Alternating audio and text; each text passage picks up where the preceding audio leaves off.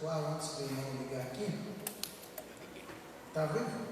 Glória a Deus. Mas eu vou falar assim mesmo. Existe uma batalha espiritual. Hoje a gente estava conversando aqui, eu estava muito bem. Sempre quando vai chegando na hora do culto, aí um sentimento aqui, irmão, estar ali. Mas é espiritual. Deus vai dar graça. Deus vai dar vitória. E os irmãos orem, porque essa igreja vai ter vitória, irmãos. Ela vai ter vitória. A raiva do inferno é que não conseguiu dizimar, não conseguiu derrubar, acabar com tudo. Essa é a raiva do inferno. Então, não adianta eu querer esconder isso. Todos nós, de uma forma ou de outra, vai passar provinhas. Por mais que esteja tudo bem, alguma coisa vai vir para tirar a nossa tranquilidade, para fazer a gente desistir, para fazer a gente perder a vontade de vir para a igreja. Olha todo o contexto do que foi cantado e do que foi falado. O que a missionária disse, o que o irmão Josué disse, os hinos, se a gente olhar o contexto, Deus está dizendo para nós: fiquem prontos, mas eu vou dar vitória. Fiquem preparados, mas eu vou dar vitória. E Salmos 23, a nossa irmã leu, estava com ele o tempo todo aqui lendo no culto, né? Às vezes eu peço socorro aqui, mas eu não tenho costume de pedir para alguém falar assim em cima da hora. Eu aviso antes, viu? Eu falei, vou ver se a irmã pode me socorrer, porque também tem aquele negócio, tem que sentir mesmo, tem que estar ali. Não é questão de preparar, o missionário é preparado, mas não é só isso. Eu posso ver aqui, se os irmãos olharem o tanto de Bíblia que tem aí abrir, tem um sermão atrás do outro aqui dentro. Preparado eu estou preparado para pregar 50 anos. Mas não é isso. É aqui no altar. É o que Deus vai falar aqui. Então, quando eu já tive oportunidade para pregar, que eu fui avisado antes, e chegou no dia, antes do dia, eu falei, não, desculpa, mas não é para falar. Já fui pregar em congresso, que eu falei pouco e pedi para o outro pregar, porque se eu for falar aquilo que é de mim, vai dar tudo errado, não vai dar certo. Mas o Salmos 23, a irmã leu uma versão muito bonita, a felicidade de termos o Senhor como nosso pastor. Isso é que nos motiva, irmãos. É exatamente isso que nos motiva. É saber que Jesus é o nosso pastor. E o primeiro versículo ele é um resumo de todo o Salmo. E ele pode resumir todo o livro de Salmos, que são cânticos, são louvores. Então o primeiro diz, né, o primeiro ponto diz, o Senhor é o meu pastor. Isso parece que eu vejo Davi cantar com a boca cheia, diante de tanta situação que ele já viveu. Se observarmos os temas dos Salmos que antecedem, no 22 ele canta sobre o Messias que sofre, porque ele também estava sofrendo. No 21 ele está cantando uma vitória, mas se você olhar o 20, ele ora pelo rei da guerra. Salmo de Davi para cantor mor: Senhor, que o Senhor te ouça no dia da angústia, e o nome do Deus de Jacó te proteja. Ele está falando de guerra, de batalha. Se for voltar, retroceder o Salmo, o cântico do capítulo 19, ele está glorificando a Deus pela criação, pelas leis, pela palavra, e assim vai indo. Então ele tem salmo precatório, ele tem salmos que ele está chorando, ele tem salmos que ele está pedindo: Deus, dissipa meus inimigos. Tem momentos diversos. Um dia nós vamos trazer uma palavra só sobre o que significa os salmos. Mas no 23, diante de uma situação de crise, diante de uma situação de desespero, certamente acostumado a levar suas ovelhas para os pastos verdejantes, levar suas ovelhas para beber das águas tranquilas, ele canta: o Senhor é o meu pastor. E isso é uma resposta para todos os seus inimigos. Isso é uma resposta, talvez, para a angústia que queria afetar sua alma. está dizendo, não tem problema. Eu sei o que é ser um pastor. Eu cuidei das poucas ovelhas de meu pai. Eu as protegi, eu as guardei. Levei onde tinha comida, levei onde tinha água, curei as feridas delas, passei remédio para evitar que elas ficassem loucas quando as moscas entravam nos seus ouvidos. Eu sei o que é ser um pastor. Eu sei e eu posso cantar. Tenho luta, passando perseguição, querem tirar minha vida, mas Ele, Jeová, é o meu pastor. Aleluia! Eu estou guardado, eu estou protegido. Só vai chegar até mim o que Ele permitir para me tornar mais forte. Isso é uma expressão, eu esqueci quem foi que disse isso há muito tempo que eu não leio, talvez um filósofo, que disse que não te mata, te torna mais forte. E é bem assim. A gente vai passando prova aqui, prova lá, prova por lá. Chega um momento da vida e a gente fala, puxa, mãe, que eu estou mais forte, eu estou mais resistente. E doença. O crente não morre fora da data, fica doente e pode ser curado, mas só vai quando Deus quer. Ponto final. Só vai quando Deus quer. E o salmista está cantando aqui, ele é meu pastor, nada me falta. Eu não vou dizer aqui o que os outros dizem. Então não vai faltar luta, não vai faltar nada. Eu nem quero isso, nem para sobre a minha vida. Aquele negócio, missionário, que crente tem que sofrer mesmo, que crente que não tem luta, não está fazendo isso, é equivocado.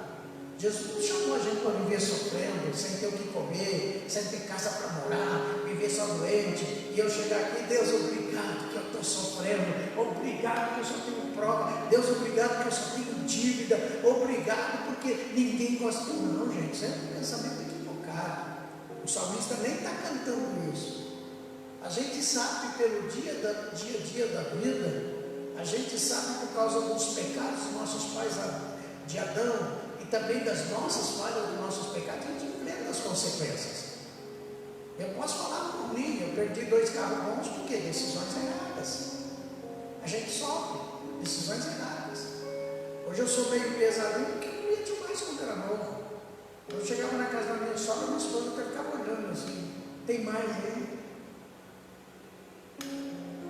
O que meu corpo vai fazer?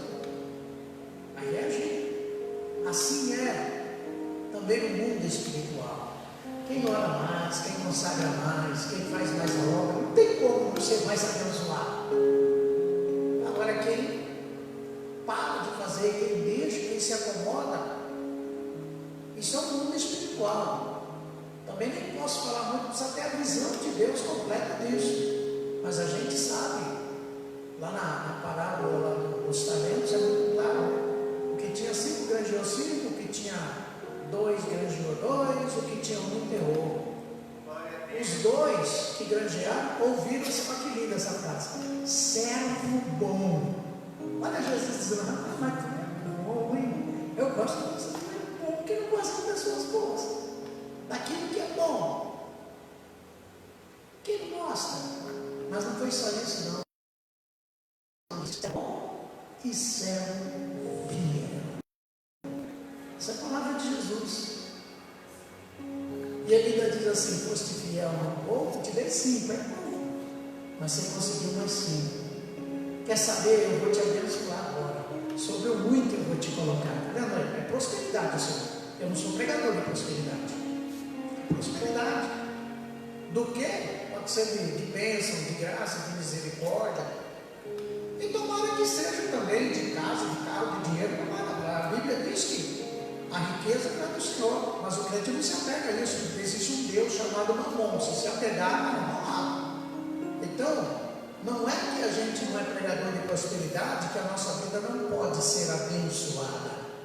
Eu estou orando para isso, para chegar alguém desempregado aqui, a gente orar, quando começar as campanhas, a pessoa voltar aqui e falar: olha, eu não só arranjei emprego, eu montei uma empresa. Puxa, vai ser uma empresa muito grande, que Deus prospere. O irmão chegou aqui, eu fui curado. Até tal dia, o médico mostrava que eu tinha tal doença.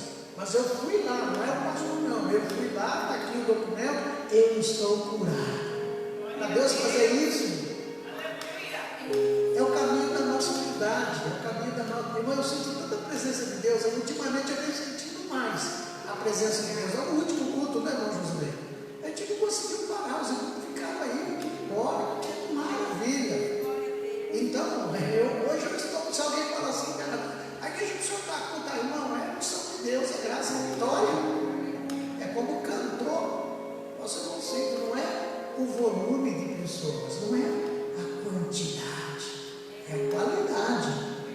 Servo bom e fiel, mas o outro que enterrou, servo mau. Já pensou, irmão Carol, Deus olhar para nós e você é mau, você é maldoso, você é cruel, você é mau, você é infiel. E ainda mandar para as trevas exteriores. O salmista está cantando: o Senhor é o meu pastor, nada me faltará. Mas o que ele quer dizer com esse nada? Eu não preciso me desesperar pelo pão de cada dia. Na hora certa ele vai suprir. Eu não preciso me desesperar pelo sono, pela paz, pela alegria. Ele me completa, ele me preenche. Eu não tenho um vazio na minha alma. Certamente ele sabia, ele passava pela luta, ele sabia que não faltava luta, ele sabia que não faltava perseguição, ele sabia que não faltava dificuldade na vida dele. Isso não faltava, falta na sua, não falta, falta minha, não falta. Se você pegar aí o Carlos Massa, o Ratinho, perguntar se tem problema, tem, com toda fortuna tem problemas, não faltava problema, e não falta para ninguém. Pergunta para as pessoas aí. Mas o importante é que Jesus nos completa. Ele é suficiente para nós. E é dele que as coisas vão fluírem para as nossas vidas. E aí ele diz assim: olha, o Senhor me faz deitar em verdes pastos. Em meio a tanta dificuldade, eu não vou só ter alimento, eu vou ter descanso. Ele me faz deitar em verdes pastos.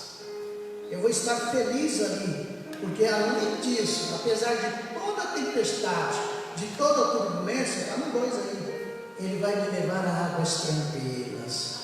Eu já falei aqui um pouco desses salmos, eu já falei sobre o fato que eu vivi na Venezuela, e eu vivi aqui numa cidade de São Paulo, que não é conversa fiada não, foi que eu vivi mesmo. Eu estava lá. Aqui em São Paulo foi um irmão que morava ali onde ia ser o trabalho social da igreja, que venderam os terrenos, como chama aquela cidade? Esqueci agora. No interior de São Paulo, ali onde tinha aquelas plantações de uva, a gente chegou a ir lá fazer um congresso. Não, em São Paulo mesmo, aqui no estado de São Paulo. Eu esqueci o nome da cidade, mas tem um irmão lá, obreiro, ele antes trabalhava cuidando das ovelhas do pessoal que tinha sítio para aquele lado, né? Não, é perto de Biúna, para lá de Biúna, para lá de Pilar do Sul, para aquele lado lá. E esse irmão então foi chamado para ser obreiro. O pastor falou: olha, irmão, você é obreiro, você tem aí, eu te ajudo e tal. E então ele foi pedir as contas para o patrão. E quando ele foi pedir as contas, acertou, né? O patrão foi lá onde ele estava com as ovelhas, acertou as contas, ele já tinha levado as ovelhas para o campo, e o patrão foi embora. Não demorou muito, o patrão ligou para ele e falou: rapaz, você tem que voltar aqui. Mas por quê? Eu estou numa luta que eu não consigo levar esse rebanho lá para guardar lá no sítio. Eles não me seguem, não me ouvem. Parece que eu estou falando com as árvores. Eles escutam. Ele teve que voltar lá e dar aquele grito. Ei. Aí as ovelhas, quando ouviram, se enfileiraram assim, ó. Ele foi andando e elas foram atrás. Ele teve que treinar o dono da ovelha para elas acostumarem com ele, para poder depois ele assumir um trabalho. Ele não pôde largar as ovelhas. Olha que lindo isso daí. E o outro fato foi na fronteira com a Colômbia, né? Um lugar muito frio. Quando dá meio-dia, as pessoas já estão dentro de casa, com cobertores de pele de animal. Eu estava lá, para lá de Mérida. Os irmãos buscam Mérida lá na internet, os irmãos vão ver Mérida na Venezuela. Eu me senti numa cidade tão nobre, as pessoas de chapéu, não sei, sabe aquela elegância dos anos 60, 40 no Brasil, aqueles homens assim, buenas noches, buenos dias, como estás, bien? Se é bienvenido em nossa cidade, aquela coisa assim, sabe, meu Deus, eu estou na Europa, não é possível, na era medieval, aquele roupão, aquele frio.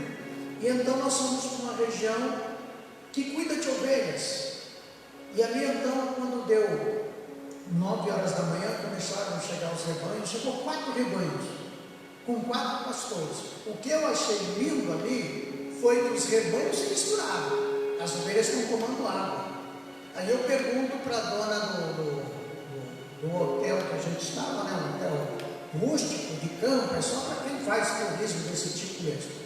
Eu disse, mas como é que cada um vai saber a ovelha de quem que é? Ela disse, calma que você vai ver. Ela falou assim, olha, daqui a pouco, quando vai dando 10h30 para 11 horas, eles vão chamar as ovelhas e recolher. Eu falei, por quê? Presta atenção no céu. É incrível, irmãos, quando deu 10h30, começou a formar umas nuvens pesadas, umas nuvens pesadas. 10h30 da manhã, um clima igual a esse assim, quando foi dando 11 horas, já não tinha sol, já estava um gelo tremendo. Então, quando deu exatamente de 9h30, de 10 para 10h30, aí veio o primeiro pastor e aquelas que entendiam a linguagem se agruparam e ele foi embora. Veio outro, as que entenderam, fizeram a sua filhinha, os 4 rebanhos, os 4 pastores com chamado diferente, nenhuma ovelha foi com um rebanho diferente, cada um seguiu o seu pastor. Eu achei lindo aquilo, eu glorifiquei a Deus, digo, meu Deus, que mistério. Se Davi tivesse aqui, eu abraçaria e diria, você tem razão. E hoje, eu e você nessa noite, por 2 vezes, porque Deus usou a irmã também, para cantar esses salmos, para dizer, o Senhor é meu pastor. Significa que você não ouve voz estranha, você não ouve chamado estranho, você não ouve conversa estranha, você não ouve pregação estranha, palavra estranha, você ouve o que Jesus fala. A gente tem que estar atento ao nosso pastor, porque ele nos completa. Com toda luta, irmã, missionário irmãozinho e irmãozinho. Eu estou aqui já há 6, 7 meses.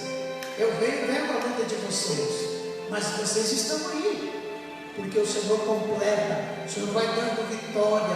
É um urso a cada dia, é um leão a cada dia, não tem nenhum problema, mas ainda sobem aqui, adoram a Deus, e Deus reconhece isso. Tem muito mais gente também passando lutas, enfrentando batalhas.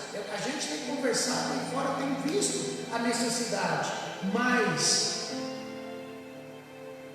no dia que o Senhor quiser, Ele faz tudo passar, e cumpre-se o versículo 2: deitar-me faz em verdes pastos, e guia-me mansamente às águas tranquilas. Ele diz, olha, agora é momento de paz, de vitória. Olha o 3, refrigera minha alma, guia-me pela vereda da justiça por amor ao seu nome. Olha o 4, incrível esse versículo.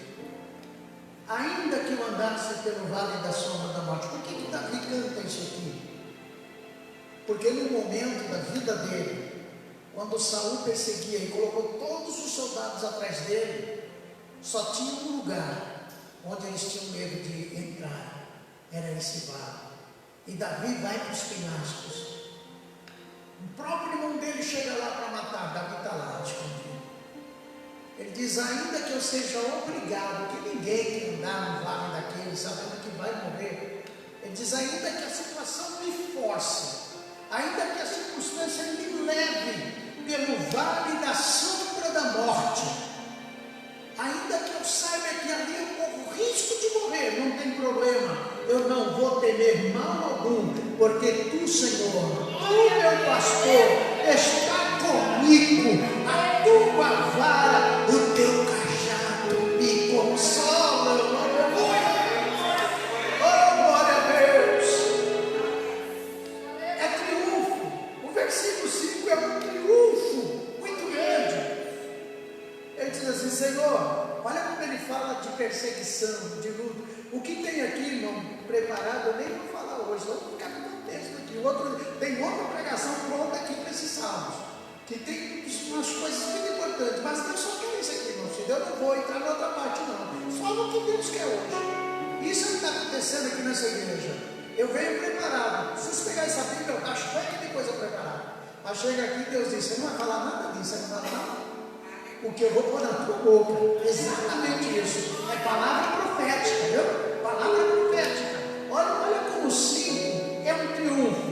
Senhor, eu estou vendo na minha frente, eu creio, o Senhor tem preparado uma mesa perante mim, ela está aqui na minha frente, completa, não falta nada, mesa de mistérios, mesa de vitória. Se eu for falar aqui sobre mesa, irmão Oséias, tem muita coisa. Eu lembrei aqui agora da mesa dos pães da proposição, que está dentro do lugar santo, que é a primeira divisão depois do pátio do tabernáculo. Ali tem uma mesa chamada mesa da proposição do lado direito. Quando entra, cruza o véu do amor, aí tem uma mesa com 12 pães representando as 12 tribos de Israel. E ali significa o que espiritualmente? Que Deus está sentado naquela mesa para nos alimentar espiritualmente, para renovar as nossas forças no meio da crise, no meio da situação, no meio da dificuldade, nos colocar de pé. E quando a gente levantar alimentado pelo Senhor, Jesus disse: eu sou o pão vivo que desceu do céu. Quando Ele nos alimenta, irmãozinho, Ele nos coloca de pé e nos faz olhar para o outro lado do tabernáculo, do lugar santo, onde está o castiçal aceso. Se olharmos para o Apocalipse, o Senhor diz sobre os 7 castiçais da 7 igrejas, Ele está no meio. E Ele diz para a igreja que foi infiel: eu vou tirar o seu castiçal se você foi infiel. Mas nós estamos hoje como um castiçal aceso, sentindo o fogo do Espírito Santo, tendo a luz da palavra, a luz da revelação, a gente em nossas vidas fortalecidos pelo Senhor. O salmista está cantando: prepara uma mesa perante mim e perante os meus inimigos. Eles querem que eu morra de fome, eles querem que eu fique desnutrido, eles querem que eu fique fraco, eles querem que eu entre em desespero, eles querem ver minha condenação. Mas eu estou dando a mesa da vitória, ela está farta de bênção para a minha vida. Aleluias! Quer ver como isso é vitória? Jesus está dentro de uma casa, ele foi convidado por um fariseu. E aí de repente entra uma mulher.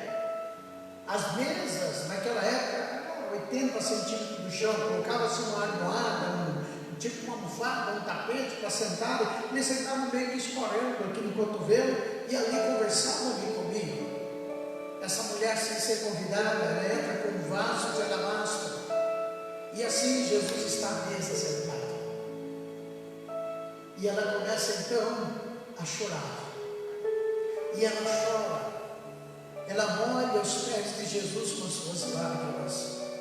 Parece que eu estou lá e vendo a cena, é tão bonito isso, ver a glória de Deus, viver isso aqui dentro.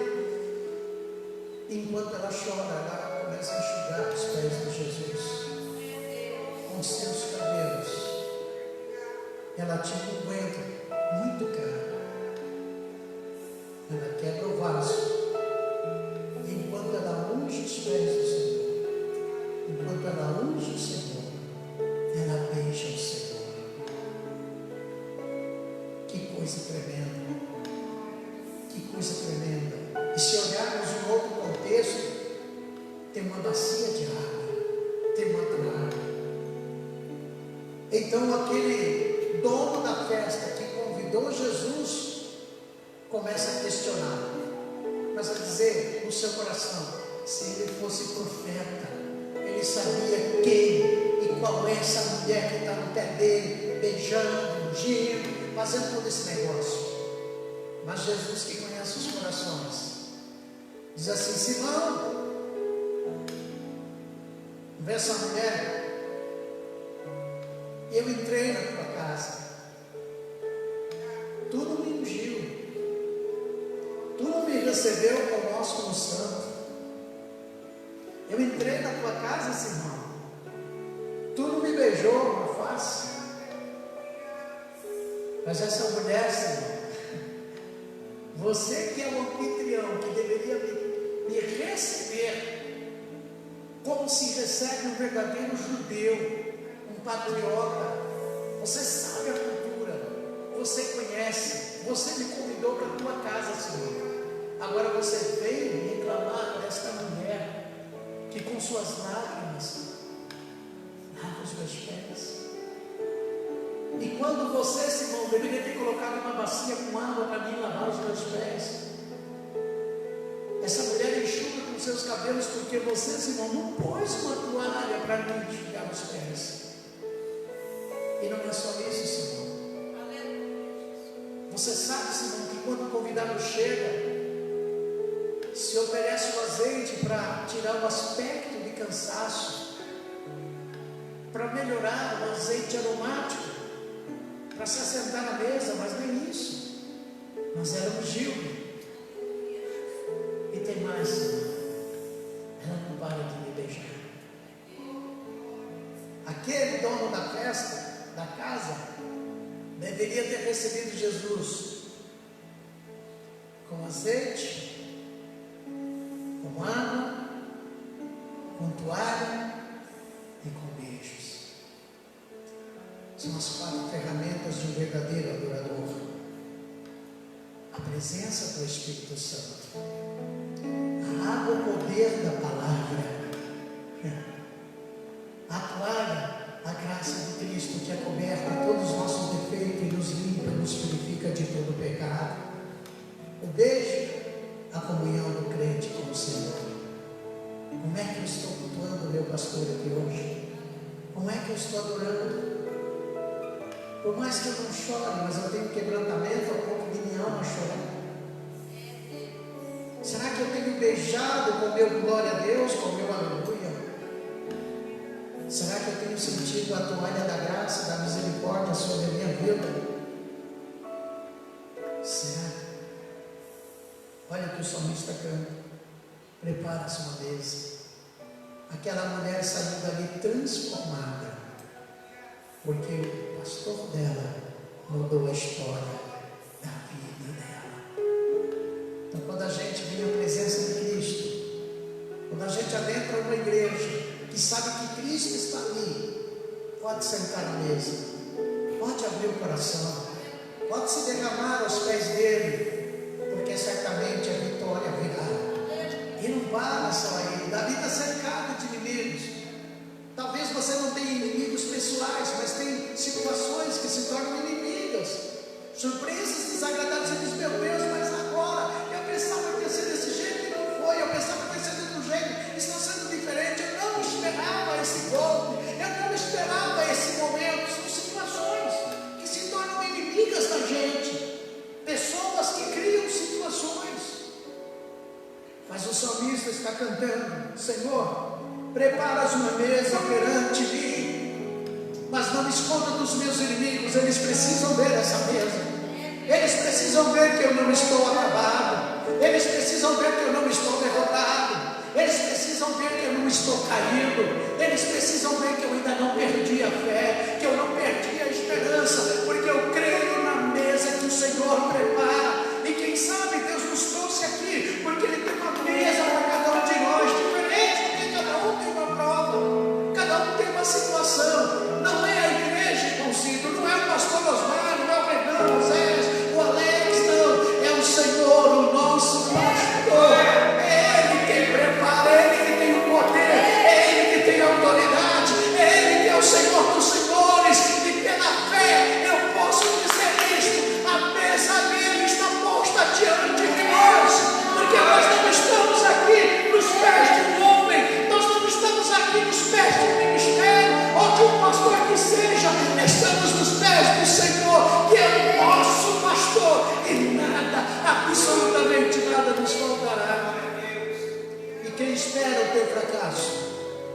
espera a sua derrota. E quem espera para bater palma, bem feito, perdeu. Eu não disse que ia acontecer, eu não falei que seria assim. Vai ter que ver, porque o salmista canta: preparas uma mesa perante mim e na presença dos meus inimigos. Olha o que ele diz no final. Olha o selo do chamado, olha o selo do propósito de Deus, olha o selo de quem Deus escolheu para ser vaso, para vencer, para triunfar. Ele diz assim: Senhor, nessa mesa farta, nessa mesa de abundância, mas eu não posso, irmão Josinei, deixar de lembrar nesta noite por que ele canta da mesa. Eu tenho que lembrar, está tempo ainda. Pensa comigo agora. Saul desobedece a Deus. Olha o perigo. Não desobedeça a Deus não, por favor. Saul tinha chamado, mas quantos que têm chamado que desobedecem a Deus? Eu não estou falando desobedecer ao pastor, desobedecer ao ministério. Não, estou falando desobedecer a Deus. Saul sim, foi escolhido pelo povo, mas Deus aceitou. Não era boa e perfeita a vontade de Deus, era permissiva. Tem coisa que Deus permite, mas não o que Ele quer. Tem coisa que a gente insiste, tá bom, mas não é o que eu quero para a tua vida, mas você quer. Amém? No caso de Israel foi isso. E quando Deus diz: entra lá nos Amalequitas, acaba com tudo, Saul separa o gado, deixa a filha do rei, sei lá quem mais viu. O profeta escuta o mugido, mugido para lá, mugido para cá. Que mugido é esse? Chega lá e diz para Saul: você desobedeceu, Deus rejeitou o seu chamado. Acabou. Continuou sendo rei por um espaço de tempo, mas o chamado está rejeitado. Olha que lição esse salmo nos leva. Se eu desobedecer a Deus e não me arrepender, Deus me dá prazo. Meu chamado pode ser rejeitado. E não é chamado para cantar, tocar, pregar, ser pastor, dirigir igreja, não. É chamado de salvação. É chamado para ir para o céu. É chamado para ser filho de Deus, para ser servo de Deus. Não desobedeça a Deus. Pode acontecer a gente cair, falhar, tudo bem, mas não desobedeça a Deus. E sempre que é preciso, acerta as contas com Deus, volta para a presença dEle, arruma a situação espiritual. E quando isso acontece, Deus disse para o profeta: vai à casa de Jessé e unge o rei. Tá, os irmãos sabem a história, eu falei esses dias. Samuel foi com azeite, chegou lá, mandou preparar a mesa, comida do bom. Quando tem profeta, tem que ter comida boa, coisa boa, não pode ter coisa ruim não. Essa é a minha preocupação, não só aqui, em todas as igrejas que eu vou. Se os irmãos chegassem um pouquinho antes, eu estava preparando alguma coisa, orando. Se os irmãos virem na semana, eu estou orando, estou preparando, estou consultando a Bíblia. Esse dia uma irmã falou: pastor, o senhor tem tanto sermão, tanta caixa de mensagem.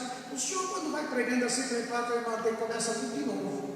Parece que tudo que eu já fiz fica lá. Quantas vezes o senhor já pregou uma mensagem? 23? Não sei quantas, já perdi. Se eu for olhar ali, deve ter mais de 30, 40 sermões, Salmo 23. E toda vez que pregar, tem que trazer uma coisa nova. Deus tem uma revelação diferente. É assim que funciona a revelação de Deus. Então não adianta eu chegar aqui e querer fazer o que eu quero. Eu tenho que fazer o que Deus quer. E nesta noite eu estou vendo isso. É uma mesa farta. O profeta tem que ter azeite e tem que levar comida farta. Ele tem que ter a graça de Deus, e a pregação tem que ser boa e tem que ser gostosa, não pode ser ruim. Eu não vou numa casa para comer uma comida ruim. A pregação tem que ser gostosa, temperada. Ela não pode nem ser salgada e nem sem sal. Tem vezes que tem que ter uma pimentinha, mas não pode ser muito apimentada. Tem vezes que tem que ser um caldinho, que noite boa, com um caldinho, com uma feijoada. Mas pega isso no calor de 40 graus, uma feijoada, não dá no mocotó. A gente come, mas não dá. Tem hora que é uma saladinha, uma coisa leve, mas tem que saber temperar. O que é um pregador? O que é um profeta? O que é um homem ou uma mulher de Deus? É o garçom que vai servir a comida que o Espírito Santo preparou. Então ele é só o canal para entregar. Eu só estou fazendo isso aqui. É o que o salmista diz: preparas uma mesa perante mim. E naquele dia a mesa foi preparada. O profeta mandou preparar. Passou todos os filhos de Jessé, mas não chamaram Davi para comer. Lembra dessa pregação? Eu até falei. aqui não chamaram Davi para comer. Tem hora que te deixam de fora. E quantas vezes me largaram de fora? Não tem dinheiro, não tem carro, dízimo é fraquinho. Te deixam de fora. A aparência não é muito boa, é isso, é aquilo. Mas o teu pastor não te deixa de fora. Ele te faz sentar na mesa e viver isso que o salmista viveu. Olha só o final, olha a coroação. Preparas uma mesa perante mim na presença dos meus inimigos e unges a minha cabeça com óleo. É o que aconteceu lá na casa de Jessé. E na hora que Davi entra, os irmãos de Davi todos revoltados. Não é possível, esse menino aí, que é diferente, esse menino aí que nem parece que é nossos irmãos, esse menino, criticavam Davi, criticavam o próprio Jessé, criticavam a mãe de Davi. Esse menino aí que não vale nada, só sabe para cuidar daquelas ovelhas mesmo, não tem futuro, não tem saída, não tem nada. Mas era um menino que lá no campo falava com Deus, era um menino que lá no campo o Senhor se manifestava na vida dele, era um menino que lá no campo é lugar de luta, campo é lugar de trabalho, campo é lugar de suor, campo é lugar de quem paga preço, não tem problema, está no campo, está sofrendo, está pagando preço, mas Jesus é contigo no campo. E é quem está no campo, que pega a harpa e adora, no caso de Davi, mas pega o piano, adora, pega a bateria, adora, pega a guitarra, adora. É quem está no campo, é quem está fazendo a obra, porque não dá para estar no campo e ser preguiçoso, não dá para estar no campo e não querer fazer nada, não dá para estar no campo e achar que é tudo de meio em boa, não tem ar-condicionado, não tem restaurante, não tem comida pronta, não tem nada disso. Campo, é batalha, é guerra. Se você está no campo, está difícil, mas continua, porque a mesa está preparada, irmãos. A mesa de Deus é abundante, Ele vai recompensar. E quando chegar a hora da mesa, vai ajoelhar como o salmista. Olha aquele menino, 15, 16, 17 anos, ajoelha aí, Davi. Todo mundo com raiva, porque ele, porque não eu sou valente, eu sou soldado, tem cultura. Mas a missão mais Deus escolheu foi ele. Ajoelha, Davi, ajoelha, porque a hora chegou. Ajoelha, porque vai ter uma mudança de vida, não vai ser agora. Agora é a missão, vai lá na frente, tu vai sentar no trono. Sabe quando ele ajoelha na presença dos seus inimigos? O azeite desce sobre a cabeça dele. Ah, meu Deus! Eu imagino o profeta querendo parar, porque era um chifre grande, cheio de azeite. Davi canta aqui, ó. Unja a minha cabeça com óleo, meu cálice transborda. Parece que eu estou lá dentro Davi dizendo: para não, Samuel, derrama mais. O cálice precisa transbordar, precisa encher. Eu tenho que sair daqui jubiloso. Eu tenho que cantar sobre isso. Eu tenho que adorar sobre isso. Eu sei que virá muita luta, eu sei que virá muita prova, mas meus inimigos irão cair na terra. A situação não vai me derrubar, o problema não vai me derrubar, a circunstância não vai me derrubar, porque hoje eu sei que eu tenho que chamar. Bom, fique de pé, por favor. Ah, meu Deus. Dá vontade de ficar até amanhã. Como eu amo esse Deus. Olha o versículo 6. Lembrando, irmão, tem outra parte que está aqui guardadinha, viu?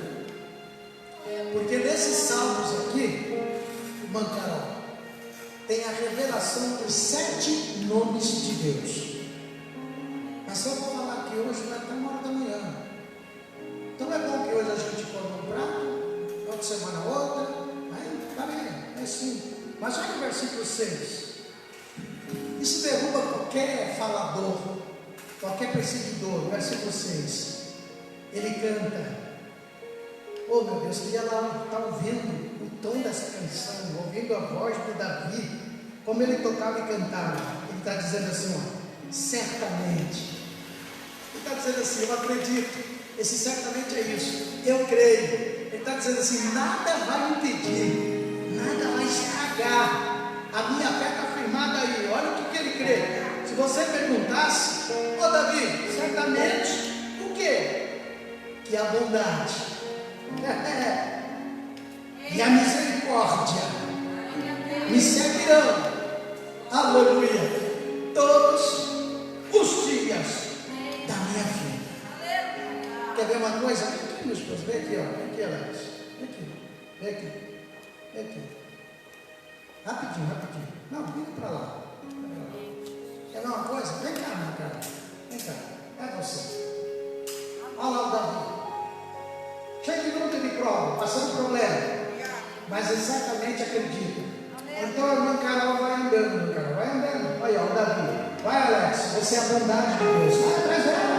Sério? Ó, a bondade, a misericórdia. Bora, misericórdia. Vai, vai. Ó, por onde ela for, por onde entrar, é no hospital, é no trabalho, é na rua, é a bondade e a misericórdia. Ó, bondade e misericórdia. Bondade e misericórdia. Não é momento de se ver, é todos os dias eu não sigo. A bondade vai te escolher, vai com essa igreja, vai com a gente, vai com bondade e misericórdia. Sabe por que estou aqui hoje? Bondade e misericórdia. Sabe por que você está hoje? Bondade e misericórdia me seguirão todos os dias da minha vida. E fecho essa lista cantando. Eu não vou desviar, eu não vou deixar de ser crente, eu não vou deixar de fazer obra, porque eu vou habitar na presença, na casa do Senhor por longos dias. Ninguém me tira, ninguém me afasta, ninguém me faz pagar, porque o Senhor é o meu pastor e nada me faltará. Ah, meu Deus, olha a chegando como nasce. Oh, glória! Canta o louvor para a gente ir para casa, canta aí para terminar, irmão, vai me seguir. Olha a glória de Deus nesse lugar. A mesa está posta, a mesa está preparada. Tem que fechar esse culto cantando um louvor. Oh, Machega, nasce, aleluia, aleluia. Papai, você canta a luta. A Deus falar comigo hoje. Acredita na bondade, na misericórdia. Se quiser colocar esse mais para colégio, porque eu sou muito bom, tá? Te amo, Deus, Canta aí, ó, canta. tua graça me fala, É assim que a gente vai cantar.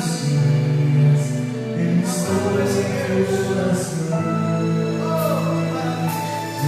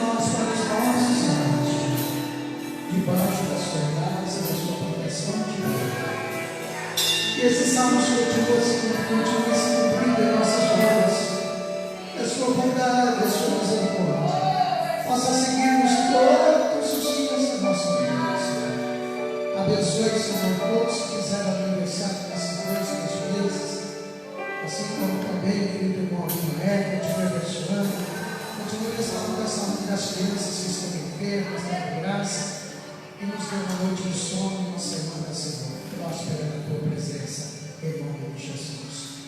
Que grande, eterno amor de Deus, a graça